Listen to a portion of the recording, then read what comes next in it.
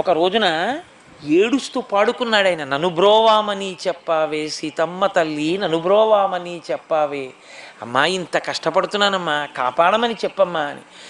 ఆయన బాధ ఓర్వలేక సీతమ్మ తల్లి వెళ్ళి, ఏమండే అంత ఏడుస్తున్నాడే మహానుభావుడు, అంతటి భక్తి తత్పరుడే, అంత కష్టపడి ఆలయం కట్టాడే, అటువంటి వాణ్ణి ఎందుకు అంత బాధ పెడుతున్నారు, ఎందుకు రక్షించరు ఆ రామదాసు గారిని అడిగితే రాముడు అన్నాడు, సీత నాకు కూడా గుండెలు అవిసిపోతున్నాయి రామదాసు కష్టం. లోకంలో వేదము చెప్పిన శాసనం ఒకటి ఉంది. ఇతను గత జన్మలో ఉండగా ఒక చిలుకని తీసుకెళ్ళి పంజరంలో పెట్టి బాధ పెట్టాడు, బయటికి వెళ్ళడానికి లేకుండా చేశాడు. ఆ చిలుక పంజరంలో పెట్టి బంధించినప్పుడు ఎన్ని బాధలు పడిందో అవి ఈ జన్మలో శరీరంతో ఇతను తీర్చేసుకోవాలి. ఎప్పుడు పూర్తయిపోతుందా వెళ్ళి కనపడదామని నేను కూడా అగ్గగ్గలాడిపోతున్నాను, ఎప్పుడా 12 ఏళ్ళు పూర్తవుతాయా అని.